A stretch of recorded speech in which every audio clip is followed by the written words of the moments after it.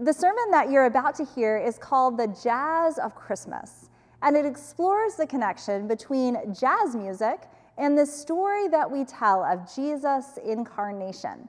The sermon comes from our annual Jazz Candlelight Service, when we blend all of the wonderful traditional music of Christmas with a jazz style. You'll hear me refer to musicians in the sanctuary. We have a trumpeter, a pianist, a vocalist, and a drummer. The Jazz of Christmas.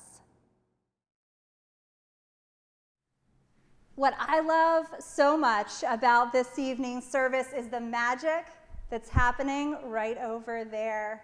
The sense of connection among the members of this quartet, this dynamism that draws the rest of us in.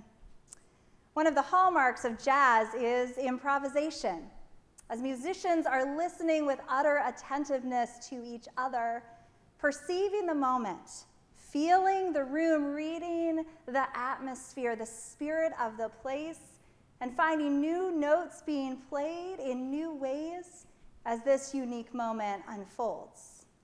There's dialogue in jazz, with every note influencing what comes next and shaping and molding that trajectory of sound that is unfolding in our midst, inviting all of us in to feel the moment, the atmosphere in the room, and to join the improvisation of the song. In his book, The Jazz of Preaching, Reverend Dr. Kirk Byron Jones observes the profound connections between jazz and the incarnation, the story that we tell at Christmas of Christ's birth.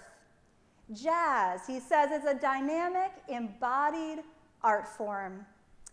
He calls it collaborative in the most compelling way, hitting deep notes of truth and always doing something new. So too with this Christmas story, when, as Eugene Peterson puts it in the message, God became flesh and blood and moved into the neighborhood.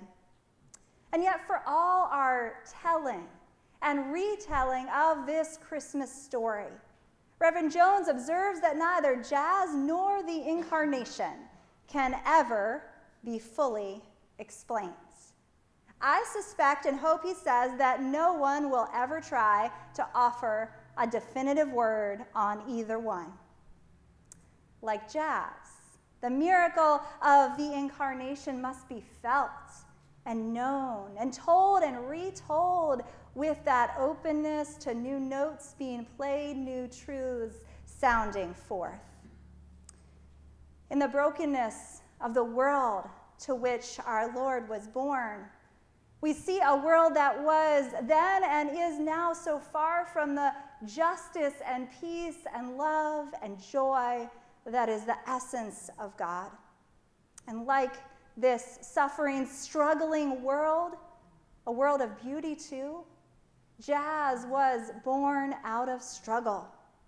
As drummer Terry Lynn Carrington says, jazz is collective storytelling, expressing the history and experience of a people, the story of the suffering, soaring Africans and African Americans who created it. In the story of Christmas, we likewise see pain transformed by God's creative composition from suffering into wonder and glory that reaches out to include us all, inviting us to respond in dynamic ways. Gospel musician Gene Bartlett writes this: "We are such planners. We decide how God must come into human affairs. While we wait at the airport, as it were, with a representative committee of dignitaries, God has a way of quietly arriving at the bus station and walking up a side street and slipping in through the servants' chambers." And this is the jazz of Christmas. This music, this song that we discover as we listen and perceive the truth that God is here among us, inviting us to respond in new and dynamic ways and to feel him in the atmosphere of the evening. The coming of our Lord Jesus that we see in the story was not what any one of us could have expected, as God played new notes for us to find.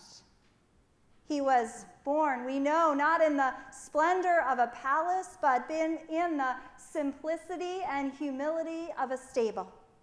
He was born not to those accustomed to wealth and privilege, but to a young, unmarried peasant couple who never conceived that they would be the parents of our Lord. His birth announcement was sung by angels, who inspired Mary to riff on another ancient mother's song of praise, Hannah. Mary's Magnificat is an improvisation of joy. And Joseph, who listened attentively to that angel and changed the course of his life because he had that dream.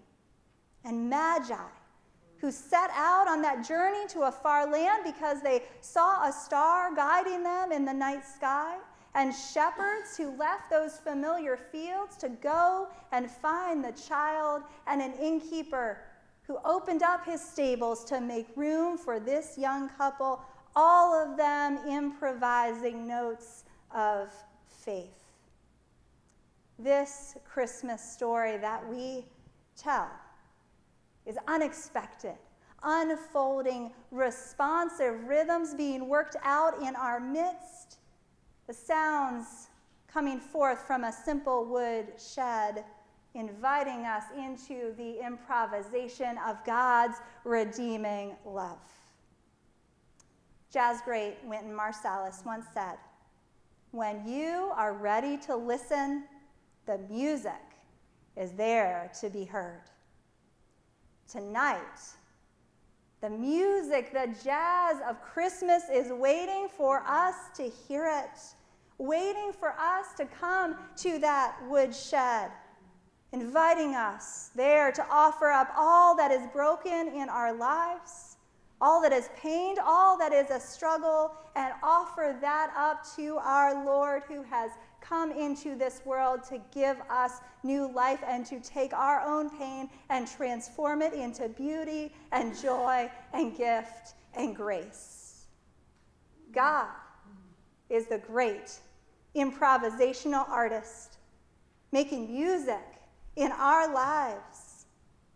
And so this year, may we be drawn into the jazz of Christmas, soulful, syncopated, responsive, an invitation to improvise new notes of faith that we have never played before.